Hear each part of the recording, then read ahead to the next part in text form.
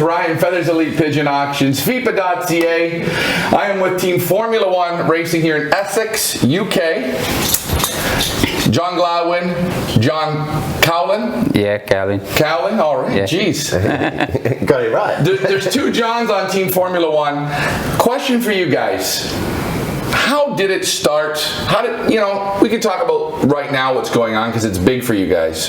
But John, how did it start with you in pigeons? In pigeons, I was literally born into pigeons. My dad was obviously racing when I was born. My granddad was still racing at the time as well. So yeah, been in my family from literally birth. In fact, I was actually born on the first young bird race in 1975, and my dad actually missed me being born because he was timing the young ones in, and while he was waiting, my mum actually gave birth to me. So they went up to the hospital after he timed him. That's an incredible story. What about you, John? My granddad raced pigeons, and I was helping him for a season or two, and then my dad decided to put a loft up at his house for me, and went from there in '96, so 26 years. But your whole family, your family tree has had pigeons. You guys maybe have combined over 100 years experience in pigeons in your families. Yeah, it's been in my family over 100 years now. Yeah, so at the dinner table there was always conversation of pigeons and buying pigeons and trying to improve. Yeah. Yes. And then you guys, so how did you guys form this partnership of Formula One racing? So that happened in start of about 2003 time. We started talking about it, and at the time John was only like 17, 18, just started work. I was early 20s, had a young family and a mortgage and everything to pay, but we knew that we needed top class pigeons to win. Didn't have the finances, either of us, really to finance buying pigeons and the best and continuously buying them. So what we decided was we'd buy some pigeons in, put the money in at that point, get them, and then to try and get some money back, we started selling a few youngsters off them pigeons, and then Formula One was sort of born from that, and it's just carried on and snowballed. The original idea was literally just so we put the money in the pot. When we wanted to buy new and better pigeons, we had the money rather than, because we didn't have the money to invest ourselves. And it's went from there over the last sort of 20 odd years.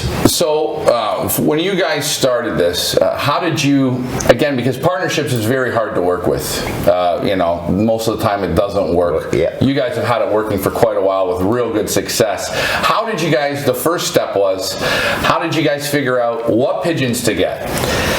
So, like we always do and still do today, if we're looking at new pigeons, it's, have a look, find a strain or a person that you think is doing really well, and then we do a lot of investigation into that, and something that we always recommend people to do. So, what pigeons are they flying? Who are they flying against is very important, because you can see people with brilliant results, but actually the competition doesn't, when you dig a bit deeper, is not very strong.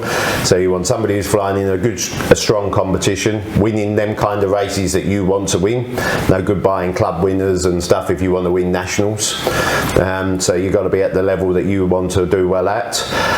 And then also we always like to see, are them pigeons doing well for other people? So other people that may have brought them pigeons, are they winning for them as well? Because there's super fanciers out there that could basically win with any pigeons. So if other people are winning with them, that you have a better chance, in my opinion, that the blood is good. So again, as you talk and you look, Is that even before you go and see the pigeons? Yes. You want to see a little bit of paperwork saying, you know, I'm winning with them, he's winning with them, the competition is tough, they're flying national level. Yeah. You're checking all these boxes off before you've gone to even look at the pigeons. 100%, yeah. And then the next stage of that is we'll always travel wherever it is, you know, Belgium, Holland, we're in the UK, wherever we bought pigeons from, we're going to meet the person, you know, make sure that we think they're the right people to do business with, and then if that box is ticked as well as all the others, and then we'll always put an order in.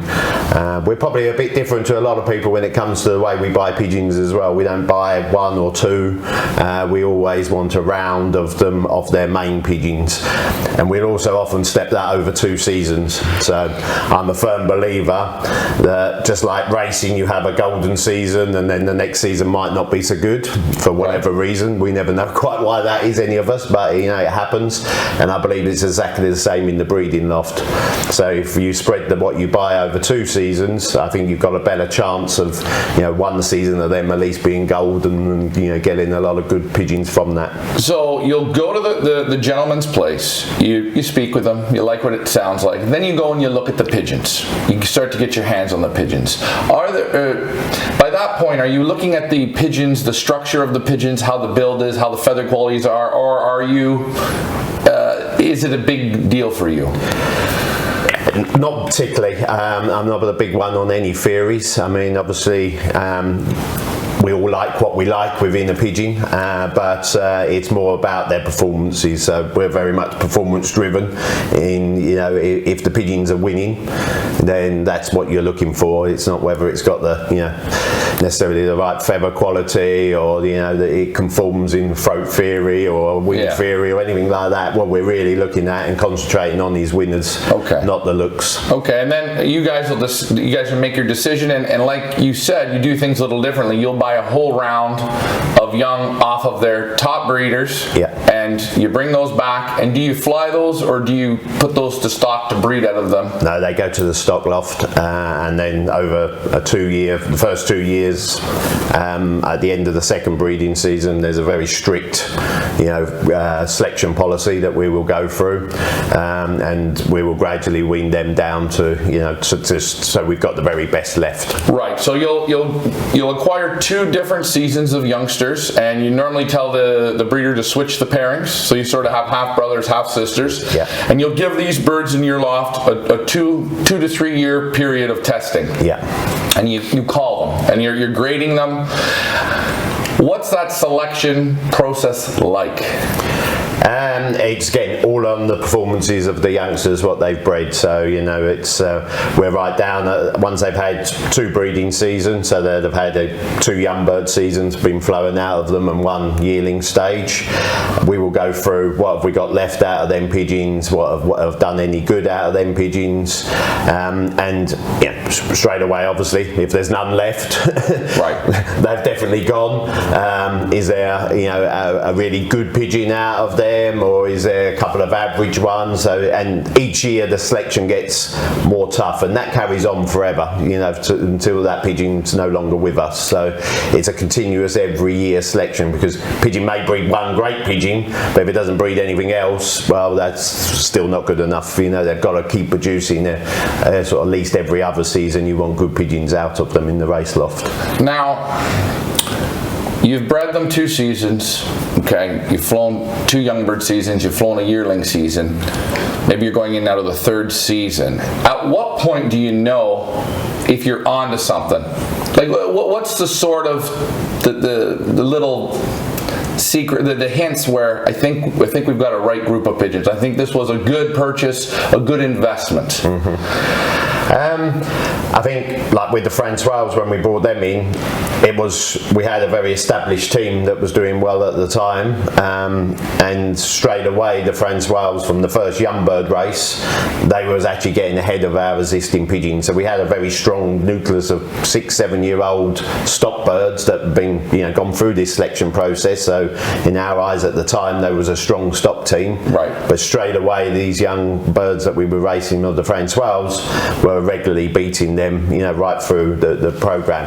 And then especially when we had quite a difficult national race that very first year, the wind was against us and everything else, and they put up a couple of really good performances on the day. I mean, they didn't win because everything was against them, but they actually into the area was really good pigeons. So when you brought this new group of birds in, you didn't eliminate the team you were flying. You compared team versus team. Yes. Exactly, and the new birds, just right from the word go, they started to show themselves. Yes. Now that was going good, and again at that point now you still have to make a decision. Is it your old pigeons? Are you going to keep them, or do you phase them out? How did it work? Because I mean, you had those pigeons for quite a while and you were already doing quite well with them. Yeah, and again, it actually comes naturally really through the selection policy, because suddenly when your first pigeons are now of these Francois pigeons, once you get to the sort of 2-year check of the others, they're not your first pigeons, so actually they're falling out of the grading system, so naturally they were sort of disappearing. So it kind of naturally left us with the Francois over a period of time. So okay, and what's great about Formula One racing, what you guys do is both of you are testing. Both of you fly. Yeah. And you fly, I'm sure, much different than John flies. It's a little different systems? Yeah, different ways, different systems. He's very secretive, doesn't even tell me what he does anymore. What are the secrets, John? What makes you different than... I don't think there is any secrets. I think good health, good loft, hard work, good pigeons. I don't think there's any secrets in pigeons. A lot of work. Yeah, hard work. You got to have good loft, you got to have good health, and you got to have good pigeons. And I think if you put the work in as well as them, I don't think there is any secrets.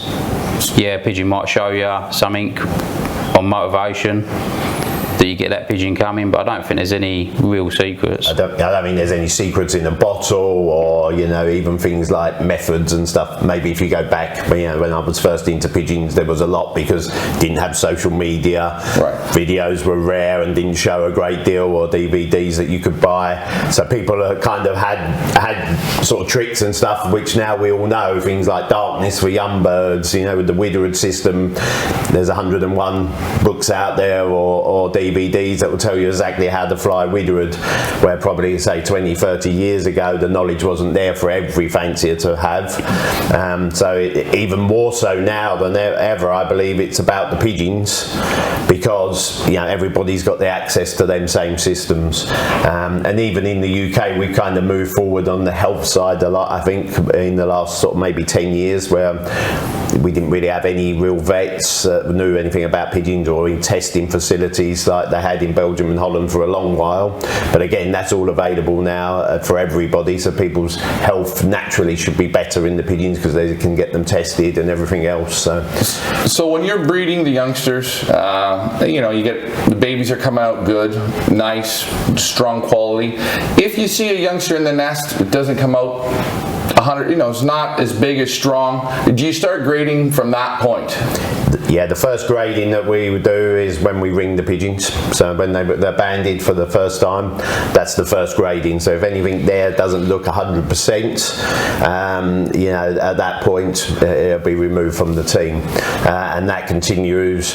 So even just going in the loft on a daily basis, if there's a youngster constantly squeaking and the nest mate isn't, or anything like that, again that will be eliminated from the team. And then again there'll be a full selection when they're ready to wing, so every pigeon will be examined, make sure everything's perfect with it, before it's weaned away. And that's the same for the pigeons that we put in our race team as it will be for anything that's bred for future selling. So you're constantly looking, grading, seeing the development. Same with the exercise. How does this family of pigeons exercise around your lofts?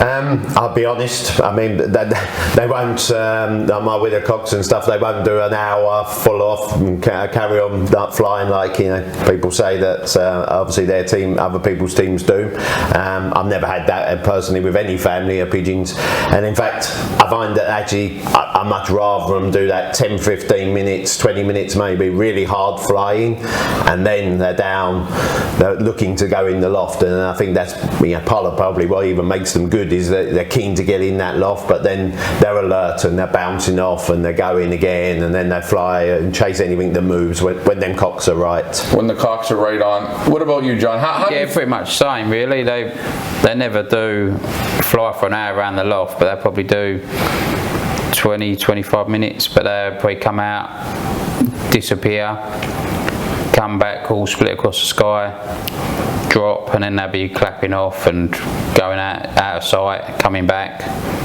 when they want it. They're telling you they're right. They do that good little bit of exercise, and then you allow them to play around. What about hens? What about the hens when they go out? With hens, I find it's different every year. Sometimes they fly like a kid of youngsters and they'll be ranging the skies. Other years I've had the hens where you won't get more than a minute out of them flying because they're so keen to get back in that loft. You let them out, by the time you shut the trap they're landing again, desperate to get in. But I've actually had equally as good success whichever way they've gone each year. Sometimes when they're super keen to get in, what I find then is actually when you get a team like that, it's pretty pointless letting them out of the loft. So you'll make an adjustment of that on the fly. Exactly. If the hens don't want to fly, you just take them for some road training. Exactly. Yeah, just take them 2 or 3 times a week for a shortish training toss, and then they're straight out the basket, straight back in, and in the loft where they want to be. Another question: do you guys train to the same point, same training spot? Us two, or individually? Individually. No, not really. The training we have set points, if you like, and we move up to, but it's not always at the same spot. I mean, it'd be depending on time, and also I think I don't have a set system of I will always do this, so everything's adjusted really to what the previous race was, what the next race is going to be like. So some weeks they'll have more, some weeks they'll have less, whether that's training, food, it's observation as well. So it's not out of a book, it's a feeling. Exactly. You look at what's coming ahead, how the birds are doing, how they're responding, what they need more of, what they need less of, and that's how you do it. Is that the same with you, John? Yeah, mine varies obviously with work, because I ain't got no set routines, so mine will change. If I'm going one way to work, I'll adapt to get the training if they need it. So it might not always be the same place. And inland training to channel training, I'll switch the point. So mine's a bit what works for me at the time. So you don't have any problems with switching the course? It'd be on the course, but it might be shorter because to get them on the line, where if I'm going further to work, it'd be longer, but it'd be somewhere near the line, but it won't, there ain't no set pattern, I've got to do this. You won't completely reverse the training? So no. North to south? No, it'd be on the line, but it might be, I can only go 15 miles rather than going 50 miles. All right. And this family of pigeons, they can handle a full season of racing, training, they handle it well, they don't wear out? Definitely not. No, in fact, actually, I think they like a bit of work. The harder you work them, the better they get. Having said that, they're very easy to condition as well. I mean, actually, a fancy one of the pigeons that's closely related in the sale is called the Amalcock. He was flown by a guy that doesn't road train at all, not even his babies. He doesn't drive. They don't go actually in a car at all. First time in a basket to be liberated is actually the first race. Wow. They still responded very well for him and done very well. They will adapt, and you can get them fit, but also then you can keep pushing them as well, and they thrive on that. So pretty easy pigeon to work with. Loft fly, they handle the work, you can train them hard. What else was I going to ask you? Medications, You guys aren't really big into it? No. No, I think, I mean, maybe in the past we probably did blind treat and stuff in many years ago, but I think that's totally the wrong path to go. When we bought the pigeons as well, and you know, for a few years we were very friendly with Francois, who was actually a doctor in Holland, so you know, for humans, a human doctor. So he was very, very antibiotics for antibiotics' sake. So he wouldn't just medicate the pigeons at all unless they had a problem. So, and that's something that we sort of took away from that relationship with him as well. So, you know, we don't blind treat the pigeons. They're only given anything if they're tested and they come back that they might need a treatment for something. So you're very cautious with medications. Vaccinations, you guys do that? We have to vaccinate for the PMV vaccinations. And that's every year? That's every year, yeah. So they're all vaccinated for that because we have no choice. And the only other thing that we do is in November time, every pigeons in the lofts are treated for 2 weeks for paratyphoid, and they get a 2-week treatment, every pigeon at the same time, with a product called Parastop from the Weirds, which is a lot milder kind of treatment than say a Baytril. Okay. Hence it's over 2 weeks. So it's yeah, that's something from speaking with Henk de Weird, but also Francois himself. That was one treatment he did always give. Another question I have: diet with the race birds. John, what kind of mixes are you using? Is there any secret formula feed that you're using? No, I use Versatility, Jerry Plus. So you use the Jerry Plus? Yeah, mix. And Superstar. Superstar, you'll mix the two together? Yeah, more the Jerry for the sprinting, and then we just get across the channel, the Superstar, and then a bit further add fats. High energy fats, Versatility. Anything you put on the feed? Any oils, powders? Recovery wise, if I have a hard race, then I will put a lot of recovery powder, but that's it. No electrolytes in the water? Yeah, when it's hot. When it's hot. Yeah. But no oils on the feed really throughout the week. Nothing. Just simple. Yeah, it's simple. Like the way I think you use oils more. I use a bit of omega oils. Yeah, sort of towards the back end of the week, especially when the races look like they're going to be a bit harder, so just to give a bit more energy into them. So yeah, I will use a bit of omega oils. And when these birds come back from the races, have it be a channel race, you know, they've put in good work. How is the recovery on the pigeons? I think very good. I mean, we often have doubled back the pigeons to a national race 2 weeks on the trot, and often had very good results by doing that. They seem to bounce back, you know, very well. They're not a pigeon that takes a long time to recover from hard work. So you can really see they bounce back. They're full of energy. They're not sitting there humped up like they're beat. No.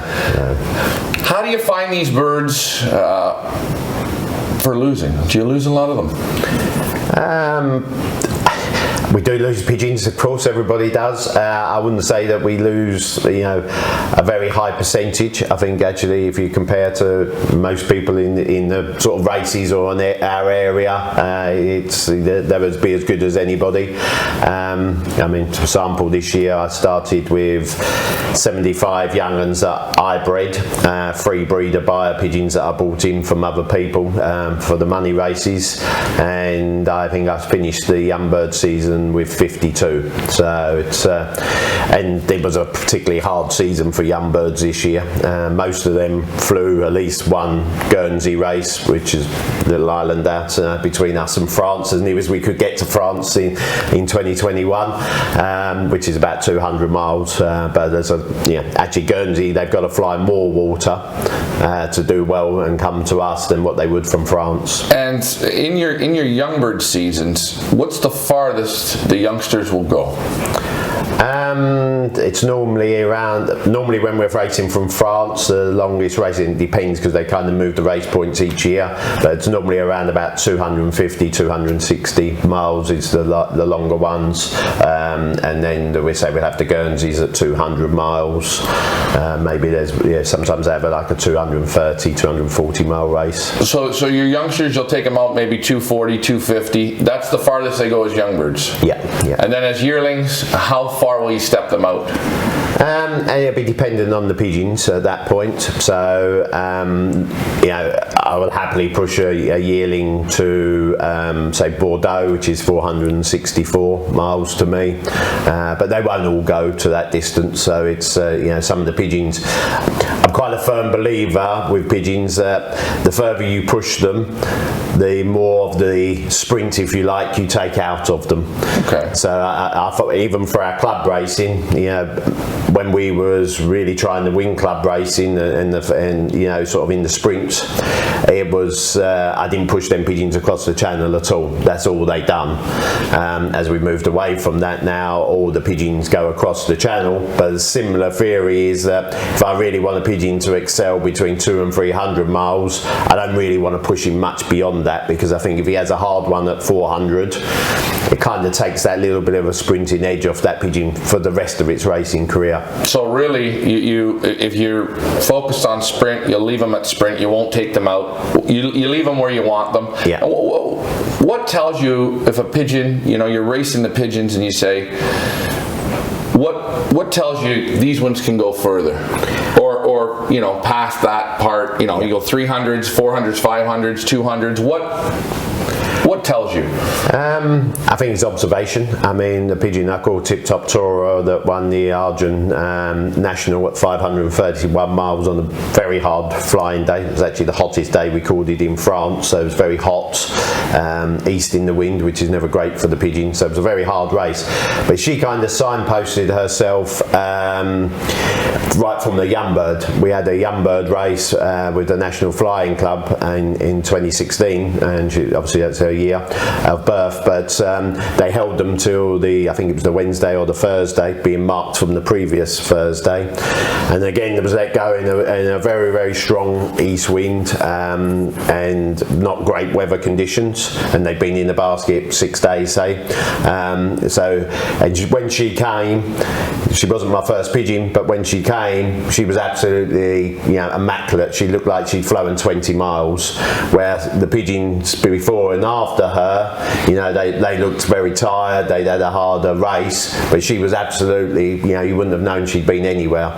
And then as a yearling, we had another hardish channel race, and again, she was about my third pigeon, but when she come, absolutely, you know, looked like she'd flown 20 miles. Even when I clocked her out of Argent, again, I took a photo of her a couple of minutes afterwards, and you wouldn't have picked her any different to any other pigeon in the loft. So, no matter when the pigeons come home, you're constantly looking, and like this hen you've seen, she didn't show any signs of wear. She wasn't your first bird, she wasn't your last, she was in the middle, but she just had a look to tell you, hey, I can go further. Yeah. And she excelled into the distance. Yeah, yep.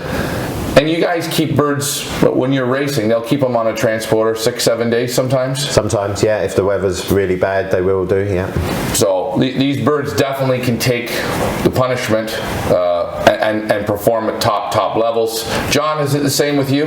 Yeah, I don't tend to push mine quite so far as John, do I? No, yeah. I sort of stick to sort of the sprint to middle. So sprint to middle, that's what you're focusing on. And do you guys, I mean, being a team, you've got your birds, how do you bring them together? How does it work? Do you trade? How does this work? So I've got probably the majority of the stock birds here at my house.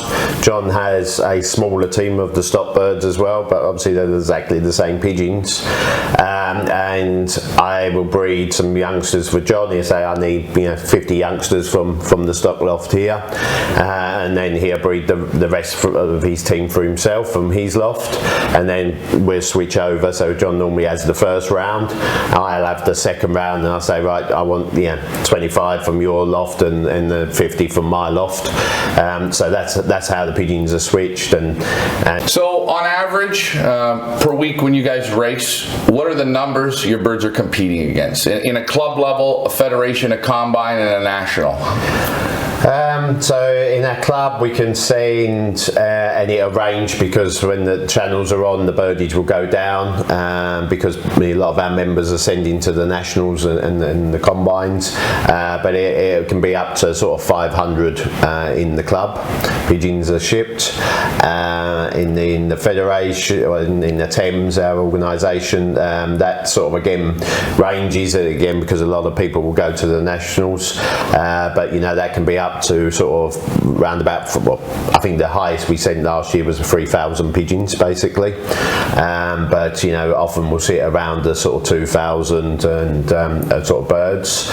The nationals, again they can go up to sort of 5,000, probably a bit more sometimes in the nationals. Yeah, there was a couple, weren't there, that was big up. Yeah, and then in the internationals again, I mean, when Tip Top Tour come, there was 22,000 pigeons in that race. Wow, 22,000. Yeah, racing all over into Europe. So. And this new family is getting you these results. Yeah, exactly. Yeah, all our results in the last 6-7 years are everything with a friend's well, every position. Every position. And you guys have won some big. I mean, you sit here and you see these trophies.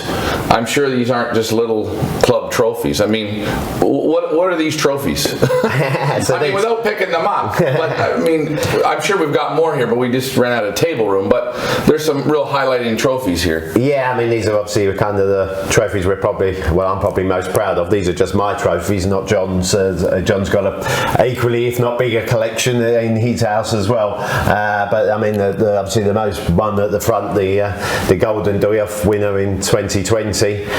Basically, that's awarded for basically the best all-round loft in the UK for that season. So to win that, you've got to have 2 sprint results with old birds. You've got to have middle distance results with old birds, 2, 1 long distance result with old birds, a sprint young bird result, and a sprint middle distance result with young birds. So yeah, different pigeons, but it's a loft performance over the whole season. So really, what this award is telling you is these Franz-Wells pigeons, they've helped you get this. They've done it in every category that you have to win it. Yeah, sprint, middle, you long. had the best of the best of the best. The Franz-Wells pigeons did it. Yeah, exactly. Yeah. And I mean, as well with your work, but you need the pigeons to handle it. And you know, we can talk here, and you can say to me, oh, they're good at the sprint. Oh yeah, they're good at the middle. Oh yeah, they're good at the long.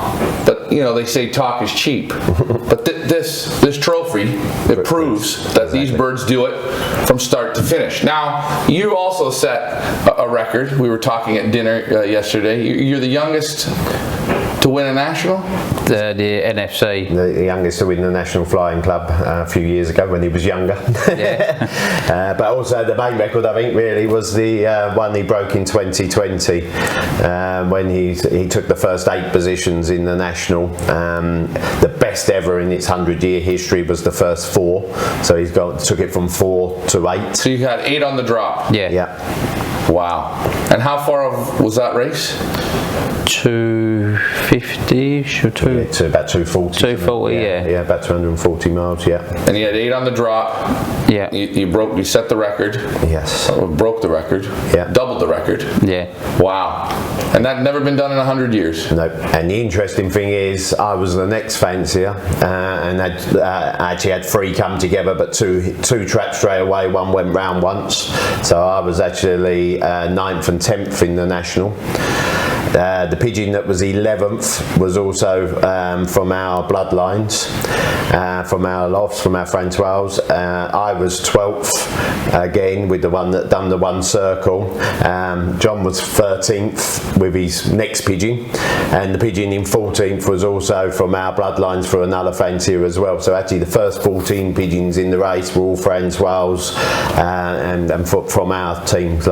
So 4 different people clocked Franz-Wells pigeons. You set a record, you broke the record, and the first 14 pigeons were all from the same family. Yeah. On a national level. Yeah. Exactly, yeah. So again, this hardware is proving, you know, even if you didn't set the record and you weren't there, other people But they still have won. Yeah. and you don't know how they're flying the pigeons. Exactly, yeah. And the pigeons are right there. So these pigeons are definitely doing it.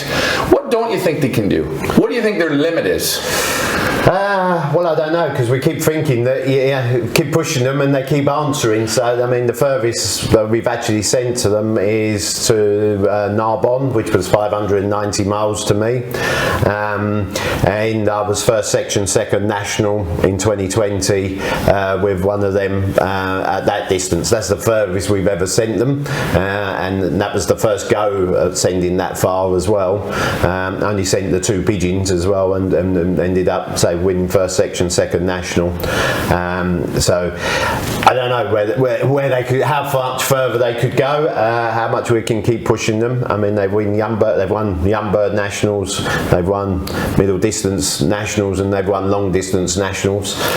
So we really can't with this family. If you're just a young bird flyer, you recommend this family? I mean, the young bird results in the national is phenomenal with them over the last 3 or 4 seasons, not just for us but for other people as well. If you're flying just a traditional widowhood cock system, are these pigeons, can they do it the same way? Definitely, yes. If you say, hey, I only like flying hens, can these birds do it as well? Definitely, yeah. So really, it's a very versatile family of pigeons. Yeah, I mean, if you look at our winners, it's probably very even split between young bird wins, cock wins, and like old cock wins and old hens wins. So, we've each of them 3 categories have all won for us at national level. And the nice thing is you guys don't just stick them in one corner, say, oh, we only fly the hens. You guys try them all out, and you get a real good test of them, which is great. And I guess a lot of people have been trying these pigeons and getting good results as well. You get a lot of feedback? Yeah, I mean, we only really started to keep sort of strict records of people reporting back to us from 2017, because we bought the whole family in 2015 from Francois, so the first breeding season was 2016, and we sort of really started selling the pigeons in 2016 to other people, so they bred from them in 2017. So that's when we kind of started keeping the records for the feedback and that we got, and since then there's been 62 times that these pigeons, the Francois, have been in the first or second place at national or combine levels. 62 times. 62 times at first or second. Then that's just the feedback we got, and sometimes you don't always get the feedback. You might meet somebody a year later and they say, oh, by the way, I didn't tell you, but I won this or I won that with your pigeons.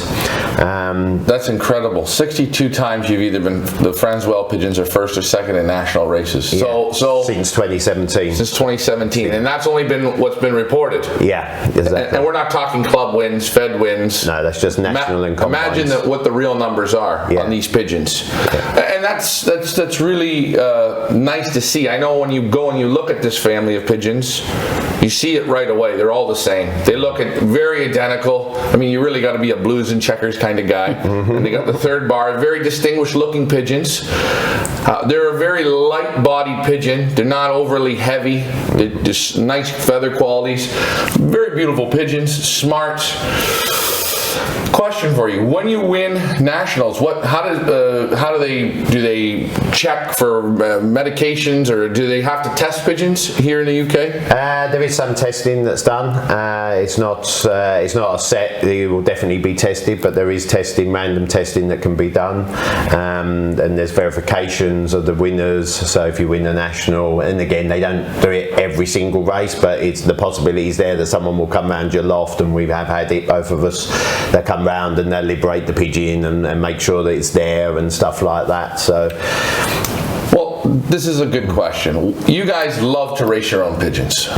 You guys are in it. You love to compete week in, week out. What is your take on one loft racing? It's something that we've very, very lightly sort of played in the last couple of years. It's something that's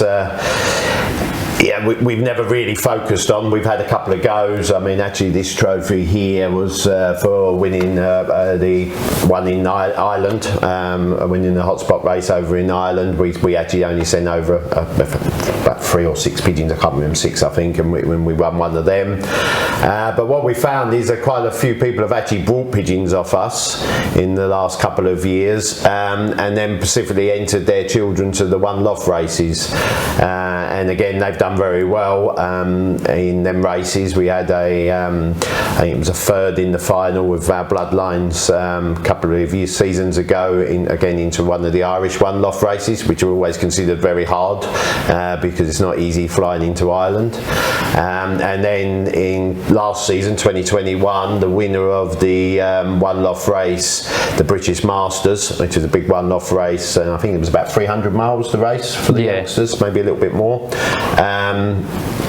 Was bred from one of our pigeons, and that won £25,000 first prize in that race. It's a big one loft race. So they're slowly starting to win in one loft racing, but you don't really try now. Why haven't you participated in them? What's been holding you back?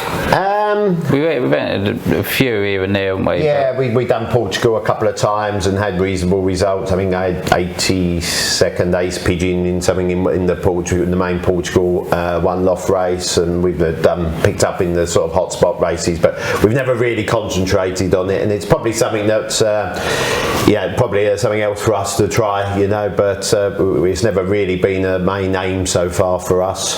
So it's still not your favorite, just you play a little bit, but it hasn't sucked you in yet. Yeah, no, I mean it's I have nothing against them at all, and I think they're good for the sport and everything else in the long run, but we like to have that little bit of control of our pigeons as well, and I think it's more of a personal satisfaction to win when you're doing everything with the pigeons than just the pigeons winning for under somebody else's management in that way, in a one loft race environment. Right, and you feel the same way about it, John? Yeah, I think there's probably certain pigeons, if you're going to do one loft racing, you've got to find the pigeons that work for them one loft races, rather than, I don't necessarily think what works for us in our own race team are the pigeons to work in the one loft races. So you think it might be different pigeons? Yeah, because their approach is totally different. Like they probably go in the basket 10-15 times in a one loft race, right? Whereas they'll go 20-30 times for the first race. Mm-hmm. Now for you guys, right, as we're talking one loft, what do you want to see, because there's so many around, what do you want to see if you could make a perfect one loft race? What would you like to see improve? I think they should be treated more like the fancy would treat their own team, as John's saying. I think the fact that they seem to concentrate, from my liking, too much to get all the pigeons to the final, or as many as possible. Right. Where I'd actually rather get the less pigeons to the final, but they're ready for that job in hand, and they've had a fair chance. So more work, more testing before. Get to 250 mile, and then 2 weeks later have the final at 250. So it's a proper race rather than skimp on it. Yeah. Okay, so that's the one thing that is and that slightly holds you back, because you don't really like the formulas that are working, or what you're seeing. Too many birds going to the finals, unworked pigeons. Yeah, exactly. And I think sometimes it's a bit unfair on the pigeon. You wouldn't in your own loft do very, very short training and then throw it straight into a longer distance race. You build them up a bit more, and I think sometimes the jumps are too big, and the pigeons don't always necessarily have the chance, which may or sometimes mean that the best pigeons might not be the ones that actually win the race. Right. Another question: when you're racing the pigeons, when will you stop them? Because you said you have a hen right now, you've been racing her 7 years. Mm-hmm. When do you stop them? What is your judging in the race season when they're off the race team, or how long you're going to push them, or how do they make it to stock? What's your... So again, not always really a hard set in stone criteria. Some pigeons will, for different reasons, come from the race team to the stock loft.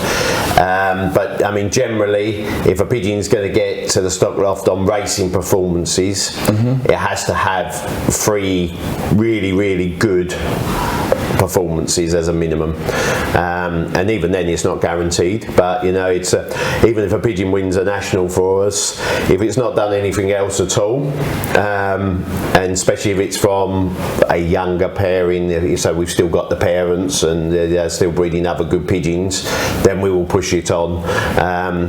Ideally, if a pigeon can have, you know, 3, say, top sort of 10, 15 results in the national, then I will start to think about actually should that pigeon go to stock.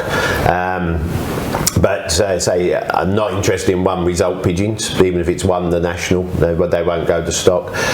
I do have a cock called Treaser's Boy, which was a little bit different. He had scored in inland a couple of times, but he only actually flew one national race. He won that national by about 30 minutes, 125 yards a minute in front of the next pigeon in the national. Wow. And the other pigeons were nowhere near this area that was next to him. He was actually best part of an hour in front of the next pigeon into Essex. So he had an hour lead in his own area. Yeah, exactly. Wow. But he was a pigeon that everything had been right from him from day one. He was a pigeon that when you weaned them, he was the first one to find the water, first one to find the feed. When I let him out the loft, he was the first one to find the way out and back in again through the traps. Everything was just, you know, you could tell he was a super intelligent pigeon from day one. So he actually won the national, and then I put him straight to stock. So as I say, no hard and fast rule. And with these performances, you've picked 3 good performances. Do you find that when you start to put birds in stock, you're picking off your rules and how you look at it? Do you find it's paying off normally? For them reproducing? Yeah, I mean, I don't know whether there's a higher strike rate of putting retired racers to stock or putting pigeons straight to stock, to be fair. I'm not really sure it makes, if a pigeon's raced, I think at least you can work out that it's obviously got, you know, some intelligence and it's done well and it's got the criteria. But if I look at the records, the pigeons that I've bred specifically to put to the stock loft, the percentage wise of the really good breeders that come out is not that much different to putting retired race pigeons to stock. And in fact, you know, actually one of my best stock pigeons at the moment, D32, he raced, but he was a very average racer. He only won minor positions. He was never, you know, never really at the top of the results, but his breeding was super. Both his parents were really top breeders, and we tried a couple of youngsters. We sold a couple of youngsters out of him when he was in the race team, and both of them won federations for a different fancier as babies. So we then put him to the stock loft, and the first pigeon that we raced out of him won the National Flying Club on the day that John broke the record. It was the first one to clock. So again, there was just a bit of a thing with that. We knew the breeding, and we thought, you know, actually we give him a chance in the stock loft. So yeah, you guys also have something interesting. You don't sell pigeons that are over a year old. No. And what was we talked yesterday? What was your reasoning? I liked how you worded it. So from our point of view, if a pigeon's been bred off, then we've sort of tried youngsters off it, and one way or another, it either stays with us because it's good enough, but if it's not good enough for us, why would we sell it to somebody else? You know, if it doesn't make our grade, it shouldn't make anybody else's grade. And when we sell pigeons that have never been bred off, so the youngsters or the, you know, sort of pigeons that are sort of 6 months, 7 months old, it could be the best pigeon we'll ever breed. It could be the worst. It will probably be somewhere in the middle, but the buyer and the seller have the completely same chance then, you know. It could be the best pigeon we'll ever breed in our lives, but it's an equal chance to whether that's going to be the case or not. That's a very interesting way of doing it. So all the old pigeons, you either keep them or they get removed from the team. Nothing gets sold. Like the 7-year-old hen, I asked you, would you sell it if someone wants to buy it? No. It stays with us. Yeah, exactly. John, what are you thinking on this?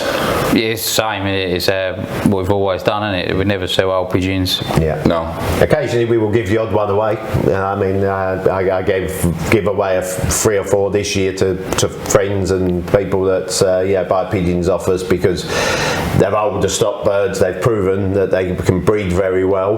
But again, I could have probably made quite a bit of money out of selling them pigeons, but we wouldn't do it. But but I needed the room for the younger pigeons to come through.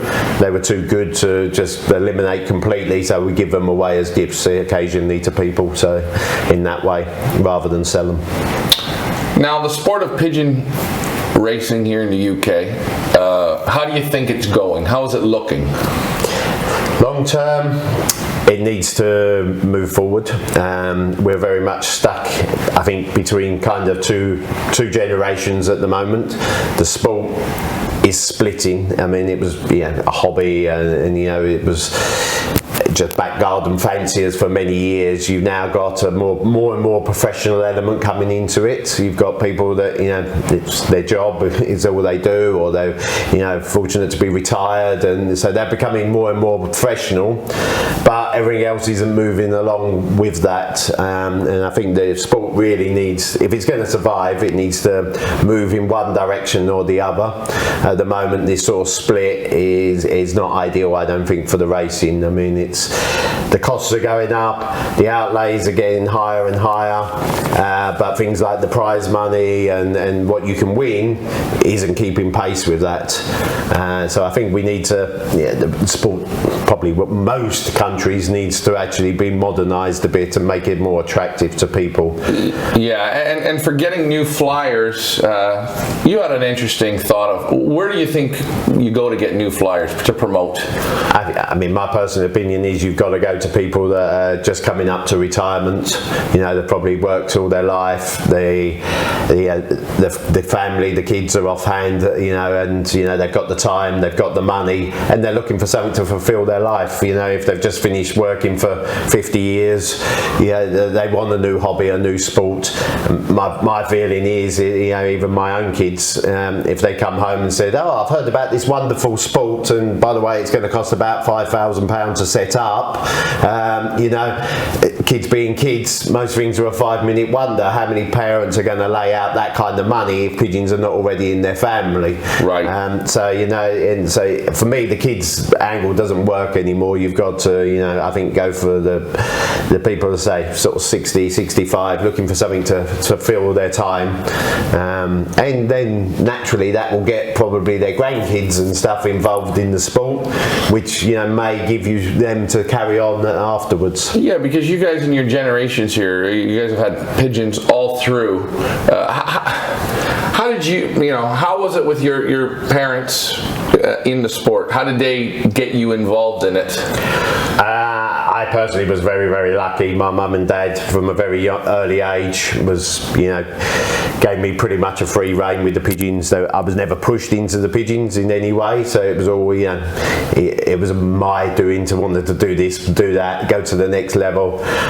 Even things at the time, like the club we raced in, I was very lucky in that, by the time I was 11, 12 years old, it was start on the old ringer when we used to have to put rubbers on the pigeons and all that, and then it was move to handling pigeons, then moved to do clocks. So the club was good from that point of view. That allowed me to really get involved, but also my mum and dad, they was like, by the time I was 11, 12, it was you pair the stock birds up how you want to pair them up, you pick which pigeons are going to which races, and so from that point of view, it made the sport good and interesting. It wasn't just get on the scraper, do the rough work.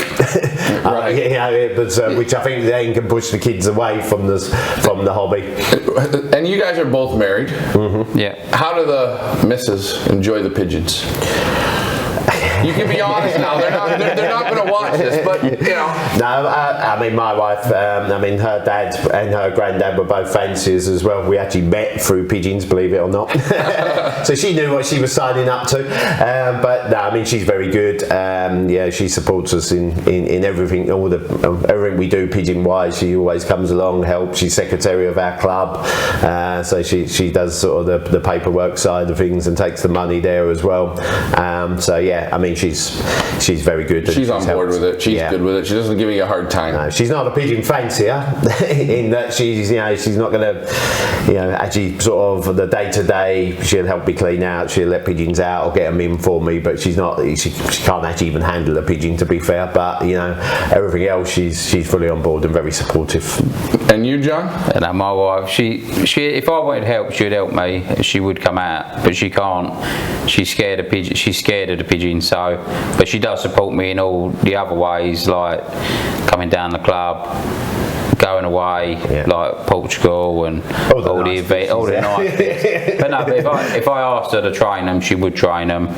So you guys, your wives are on board with it. Everything's good, and that's great.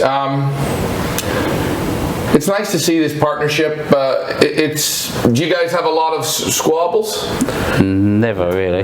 Never. Have you ever tried flying together? Nah. That probably would cause squabbles, so that's why we've never done that. Done that. Yeah, so from the Formula One loft side of things, it's there isn't really that much ever to squabble about, so that's fine.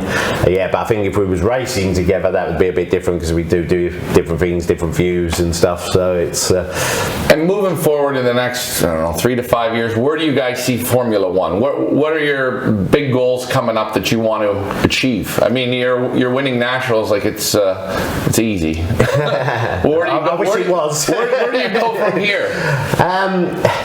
I think there's a couple of bits that we probably would like to do. I would like to win the international overall.